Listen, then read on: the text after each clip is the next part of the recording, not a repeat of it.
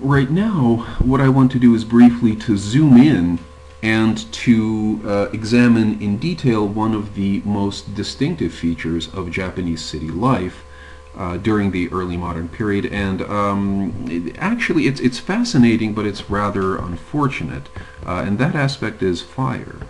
Fires were endemic to wooden cities, so much so that cities burned all the time. Edo certainly did. And in Edo, these fires actually got a very interesting nickname. They were called the Flowers of Edo. So when you think about the flowers of Edo, cherry blossoms, no, it's fire, it's death, it's walls of burning death. And this was certainly something that was romanticized in this kind of a way, and was seen as in some ways as unavoidable. Certainly, fires in the tradition of Japanese classical literature are presented as inevitable. There's kind of Buddhist meditations on the impermanence of the cities, with huts or with houses burning and being rebuilt, the impermanence of things. Yeah, sure, but you still didn't want to burn. And especially, as I said, in Edo, these fires were famous. Not that Edo necessarily burned any more than any other city did, but boy, when it burned, it burned. There were just so many people there. 14 major fires during the Edo period. So that's an average of a gigantic, we now have to rebuild fire once every 19 years. They didn't all level the city. In fact, no fire completely leveled the city. But there were some horrible, very widespread conflagrations. So April 1st, 1772, for example, the Great Meiwa Fire, 14,700 deaths, give or take. Imagine that. A population almost the size of Durango gone overnight. It's unbelievable. Of course, the problem was that, yeah, these houses were all made of wood. There was oftentimes not much space between them. Earthquakes actually started a fair amount of fire. Human accident started a fair amount of fire. You just could not really prevent fires. But you could try, and you could certainly try to develop ways to fight major fires. And many people did so. Edo city authorities, the Tokugawa Bakufu had a special magistracy that oversaw Edo. In fact, they had several magistracies because Edo was such a big jurisdiction that ran many aspects of the city and that tried to combat this, put people together to fight fires. The various domain compounds in the city of Edo, so all of these lords from as far away as Kyushu and God knows where else, had people in their compound who were, human beings living in Edo, who knew that fire was a real possibility, who trained to fight it, cooperated with city authorities and with other daimyo. Guilds, that is, merchant and artisan associations, so-called za, excuse me, who often occupied same areas of the city, they banded together to fight fires, and also private firefighting companies. And you couldn't really fight fire that effectively. There's no there's just, you can't really do too much. But what you can do is try to disassemble the houses in the path of the fire, create a fire break, and by virtue of doing that, you could stop really big fires, and then you could kind of break it up and quench it little by little. I want to talk about some of these private firefighting companies right here. These are fascinating. They're absolutely fascinating. They were certainly private companies, but they straddled the line between law-abiding subjects of the shogun and complete depraved gangsters. They had very strong ties with the underworld. In many cases, basically, the people who were in these private firefighting companies, they were the same people who were shaking you down in the alleys and controlling the gambling dens in your neighborhood, and et cetera, et cetera. They were rough and tumble kinds of people, and that's in part why they were effective at basically fighting fires. They had a sense of camaraderie, them against the world, and they were frankly used to physical danger. And they also had this machismo about them, and they wanted to prove themselves by putting out fires or dismantling houses in the path of the fire, basically fighting the fire. They looked the part. This is some of their equipment. I'm half regretting not showing you a picture of some of these men as they were depicted. They have a great deal of tattooing on their body. Usually that's also a mark of criminality. Remains so in some ways in Japan to this day. And they are clearly very much into regalia and symbols. Here is some of their gear. It's very eye-catching and emblazoned with identifying marks. These people, if they saw each other in a smoke-covered environment, they'd be able to tell that they were part of the same company. Here is some of their equipment, some ladders, some things mostly, as I said, for tearing houses down, although you notice here there's certainly a bucket of water. Very helpfully it says here water. And also a pump. So you had some mechanical devices for fighting fires, but basically what these people did was they shook down entire neighborhoods until the neighborhood decided to pay them a kind of extortion money, and then these people would fight fires if there was ever a fire in the jurisdiction of people who paid them, but if you didn't pay them, then they were known to not care if your property burned or not. Arson, by the way, was one of the most strictly punished crimes in Japan. There are certain descriptions of horrific punishments, torture being meted out to these people.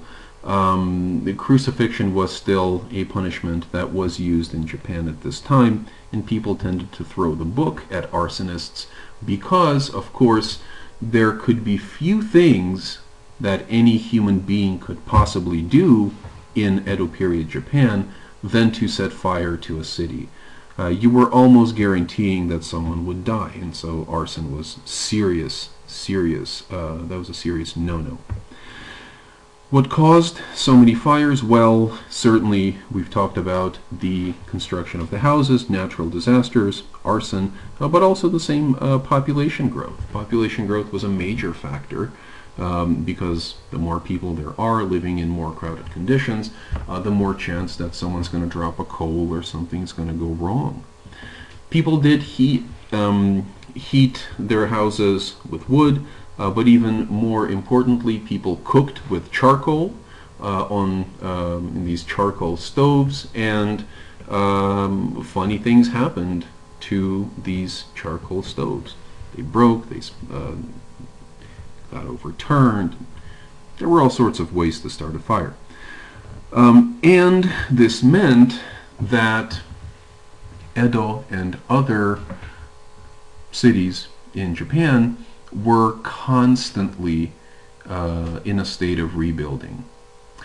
There was certainly construction going on just because cities were expanding, but imagine if half the city or a quarter of the city burns, there's going to be great money being made there by construction companies, by timber merchants, and so this also had the effect of greatly enriching people involved in those trades, but also, for example, it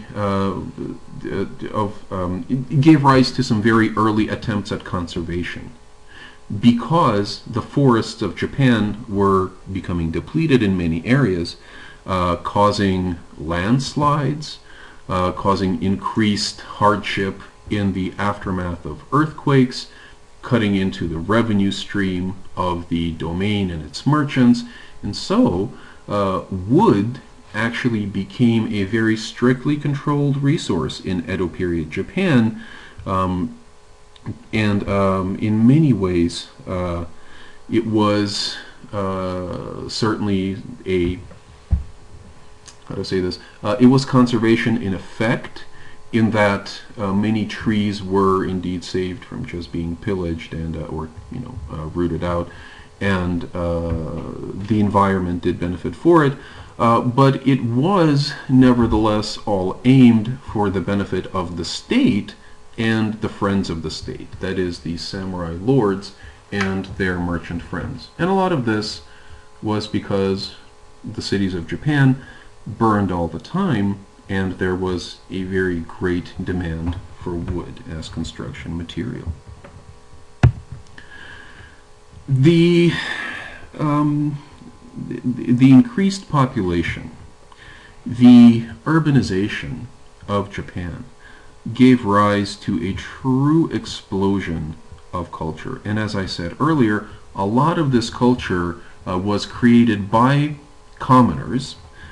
Edo was the trend-setting capital of the creation of this kind of popular culture, although also Osaka was still Kyoto, and even regional centers were also very lively places. But basically, this kind of culture was an urban-based culture. Even though, as I said, Japan was still an overwhelmingly agrarian country, most people still lived in the countryside.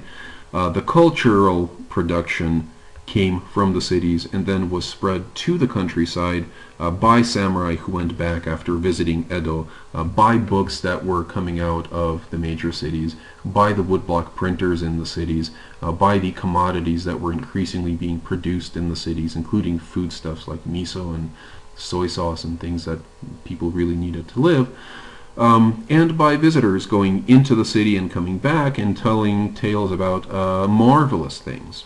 For example, the Kanda Matsuri and other festivals. A matsuri is a Japanese word for festival. Kanda is a area of today's Tokyo, then Edo, and here it says Kanda.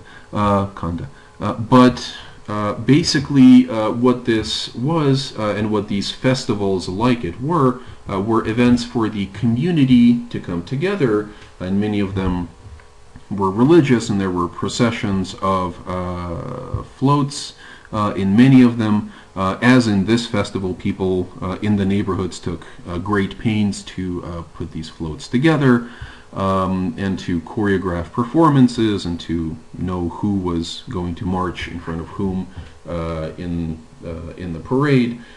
And there was street food, there was all sorts of revelry, there were people coming in to do business, to meet each other, and to get drunk and to have fun.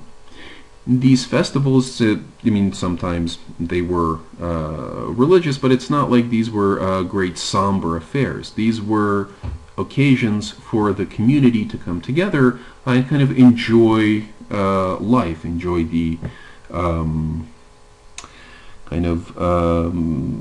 the fast-paced atmosphere of the city, where people draw strength and creativity from each other and channel it into these kinds of bright displays. Because in Edo, Japan, you had the money to do this. The commoners also patronized a great deal of art. Rich merchants now had more money. Some artisans found themselves with more money, and everybody wanted to enjoy themselves. So you have the emergence of all kinds of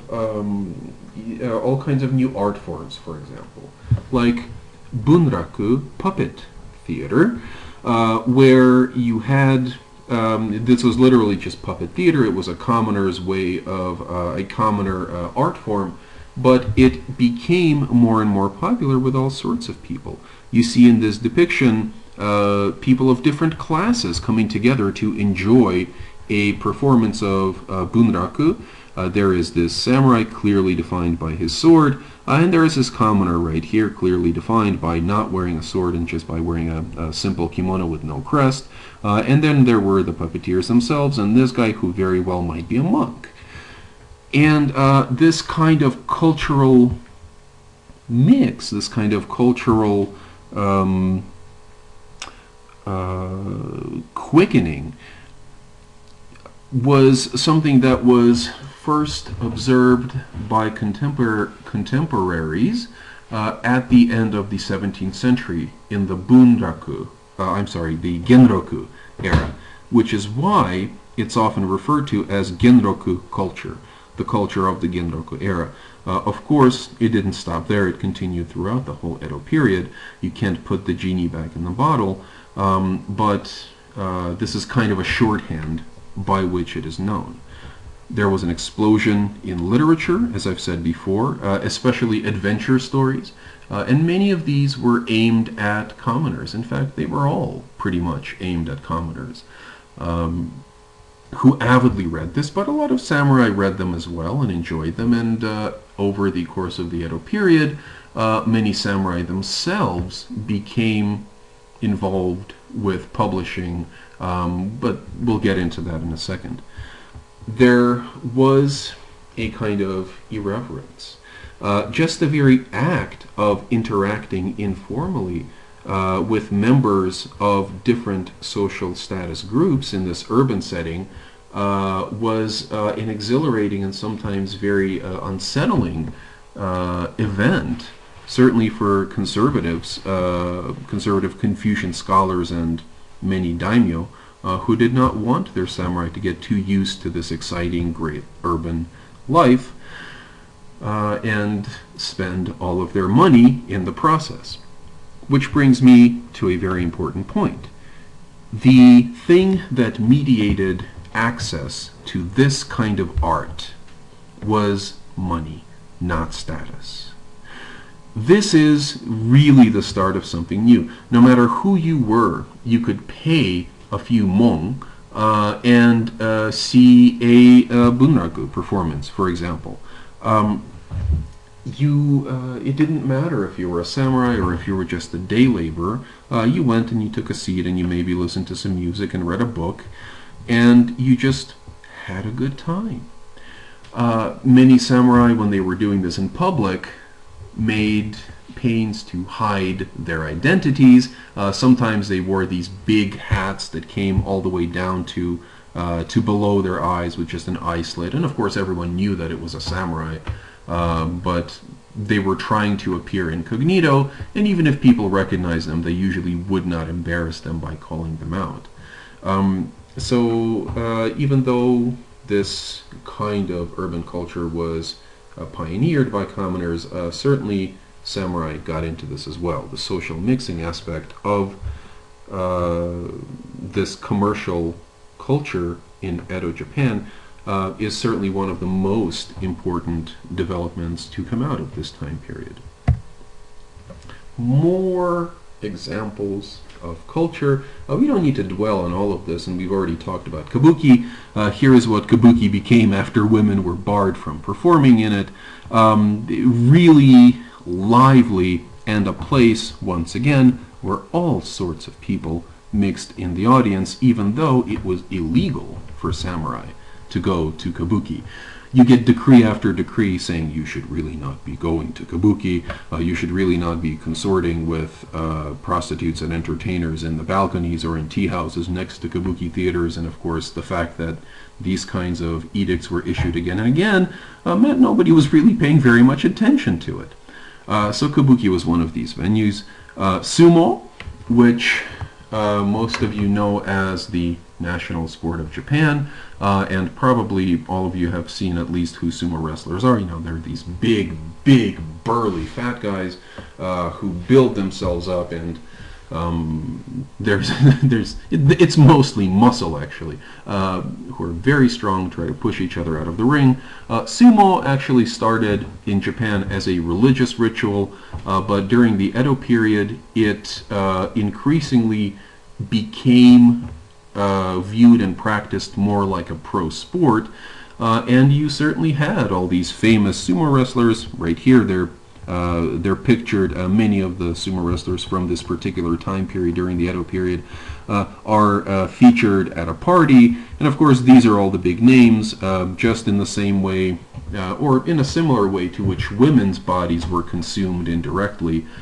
Stars like sumo wrestlers and kabuki performers, they were also consumed as kind of images, as prints, as just basically the fantasy of these people became transmitted throughout the entire country by this explosion of printing. And sumo was certainly a very successful form of entertainment, and sumo wrestlers were also often crooks. They were also connected to the criminal underworld, and in many of the same ways that the professional firefighters were. And it's really not rare to read about these people acting as local enforcers and bouncers in places. And it's an image that the modern sumo wrestling industry is very much trying to stamp out.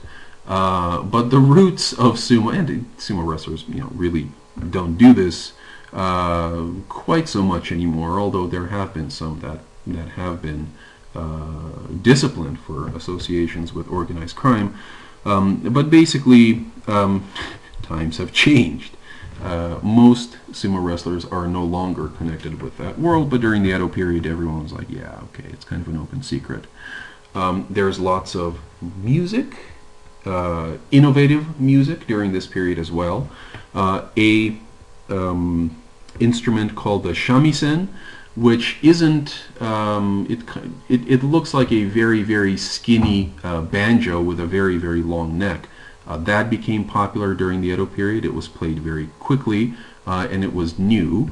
Very different sounding from the biwa, the traditional instrument on which samurai tales like the Heike Monogatari were performed. Dining, fine dining, or just street food, and drinking, all sorts of excursions, boat tours, day trips to temples and to nice picnic sites, and as I've mentioned earlier, the spread in popularity of woodblock prints. Basically, people figured out how to make them cheaper and better, how to add more and more colors, until by the middle of the Edo period you had things that looked like this, which were absolutely exquisite. And so there were many, many, many, many, many ways in Edo Japan where samurai and commoners both could go and waste time and money, and in the process bump up against each other quite a lot more. And this process definitely started to change samurai society.